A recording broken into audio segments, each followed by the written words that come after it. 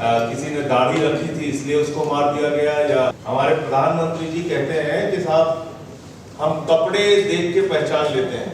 School नहीं होना चाहिए, अस्पताल नहीं होना चाहिए, सड़कें नहीं होनी चाहिए, पीने का साफ पानी नहीं होना चाहिए, लेकिन गांव गांव में शमशान होना चाहिए। ये कौन बोल रहा है? हमारा प्रधानमंत्री। और उसके साथ लोग कह रहे हैं हाँ हाँ साहब होना चाहिए, होना चाहिए। मुख्यमंत्री साहब कहते हैं कि मुसलमानों के यहाँ से सामान खरीदना बंद कर दो, कि जितने भी पेट्रोल डीजल गैस इराक से, ईरान से, अरब देशों से आते हैं, इसका इस्तेमाल बंद कर दोगे, बिल्कुल खाना नहीं बनाओगे जो गैस है आने वाला। सबसे बड़ा हेट क्राइम्स फैलाने का माध्यम आज की तारीख में है गोदी मीडिया।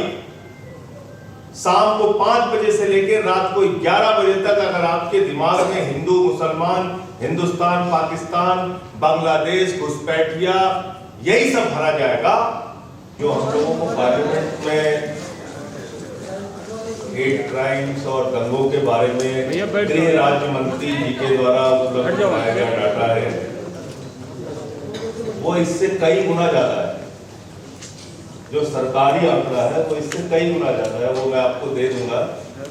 तो उसमें कौन सी जानकारी आपसे कहाँ रह गई? आपने जाहिर सी बात है जो बहुत पब्लिक में होगी चीजें उनको आपने खाली हेट क्राइम्स में यहाँ लिखा है, लेकिन जो सरकारी आंकड़ा है वो इस आंकड़े से कई गुना ज्यादा है।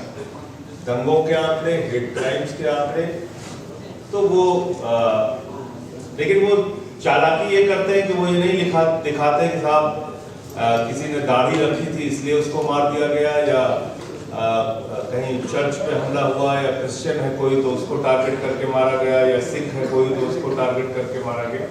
ये नहीं दिखाते, मोटे मोटे तौर पे दंगों के आंकड़े, इस तरह की वारदात के बारे में वो जानकारी देते हैं। अब सवाल ये है कि इसको आपने इसमें लिखा है कि प्राइम मिनिस्टर के स्पीचेस से हेट क्राइम्स कितना बढ़ता है, चीफ मिनिस्टर के स्पीचेस से हेट क्राइम्स कितना बढ़ता है। तो ये तो पूरे देश में खुलेआम हो रहा है, अब तो कोई छिपाने वाली बात ही नहीं है, सीना ठोक के हो रहा है। हमारे प्रधानमंत्री जी कहते हैं कि साहब हम कपड़े देख के पहचान लेते हैं, तो इसका मतलब वो पहचान लेते हैं कौन हिंदू है कौन मुसलमान है, और ये बात वो जाके झारखंड के चुनाव में बोलते हैं और उत्तर प्रदेश के चुनाव में जाके कहते हैं कि भाइयों और बहनों बताओ, अगर गांव गांव में कब्रिस्तान है तो शमशान होना चाहिए कि नहीं होना चाहिए? बताओ कब्रिस्तान है तो शमशान होना चाहिए कि नहीं होना चाहिए? बताओ कब्रिस्तान है तो शमशान होना चाहिए कि नहीं होना चाहिए? और पब्लिक कह रही होना चाहिए, होना चाहिए। स्कूल नहीं होना चाहिए, अस्पताल नहीं होना चाहिए, सड़कें नहीं होनी चाहिए, पीने का साफ पानी नहीं होना चाहिए, लेकिन गांव गांव में शमशान होना चाहिए। ये कौन बोल रहा है? हमारा प्रधानमंत्री। और उसके साथ लोग कह रहे हैं हाँ हाँ साहब होना चाहिए, होना चाहिए। तो नफरत कितनी परोसी जा रही है और कितनी दिमाग में डाली जा रही है, ये तो कल्पना से भी परे। और उसको रोकने के लिए जो प्रयास होना चाहिए वो शायद कम है, या लोग बड़े इंतजार में थे कि ऐसा कभी दिन आएगा तो हम लोगों को अपने जो ये जो अपना रूप है वो दिखाना है और इनके साथ खड़े होके इस हेट क्राइम्स का हिस्सा बनना है। अभी एक मुख्यमंत्री साहब हैं आसाम के, वो मुख्यमंत्री साहब कहते हैं कि मुसलमानों के यहाँ से सामान खरीदना बंद कर दो, आर्थिक रूप से इनकी कमर तोड़ देनी है। तो मैंने अंधभक्तों से कहा कि भाई आप लोग फैसला लो, और भाजपा वाले सारे लोग फैसला लो कि जितने भी पेट्रोल डीजल गैस इराक से, ईरान से, अरब देशों से आते हैं, इसका इस्तेमाल आप बंद कर दोगे, बिल्कुल खाना नहीं बनाओगे जो गैस है आने वाला। पेट्रोल डीजल जो आ रहे उससे गाड़ी नहीं चलाएंगे। मतलब हम कहां किस ओर लेके जा रहे हैं? दुनिया भर की विकास की बातें होती हैं, तरक्की की बातें होती हैं, देश कहां से कहां, चीन कहां से कहां पहुंच रहा है, और हम लगे हुए नाली से गैस से चाय बनाने। अभी बंगाल का रिजल्ट आया, फिर से पूरे देश में वाह वाह साहब, वाह वाह साहब, क्या कमाल हो गया साहब। अब वो बंगाल का रिजल्ट क्यों आया, कैसे आया, वो सारी बातें पीछे हो गई। सुप्रीम कोर्ट कह रहा है भाई 27 लाख वोटर्स है ना, अगली बार दे देना, इसमें क्या है, क्या प्रॉब्लम है, अगली बार दे देना वोट। सुप्रीम कोर्ट देश का कह रहा है। चुनाव आयोग का नियम है वोटर लिस्ट फाइनल नहीं हो जाए तो चुनाव की तारीखें आप डिक्लेयर नहीं कर सकते। चुनाव डिक्लेयर भी हुआ, 27 लाख लोग वोट करने से वंचित भी रह गए और फाइनल वोटर लिस्ट के बाद 6 लाख और नए वोटर जोड़ दिए गए। कहां से हुआ है इसका भी कोई पता नहीं। लेकिन आज क्योंकि परिणाम आ गया एक तरफा भारतीय जनता पार्टी के पक्ष में, तो फिर वो महामानव है, सारी चीजें ठीक है, चल रहा है। तो इसके माध्यम बहुत हैं। ये हेट क्राइम्स हो क्यों रहा है, इसके सैकड़ों हजारों तरीके हैं। उन सारे तरीकों को रोकने के ऊपर हम लोगों को रणनीति बनानी होगी और काम करना होगा। सबसे बड़ा हेट क्राइम्स फैलाने का माध्यम आज की तारीख में है गोदी मीडिया।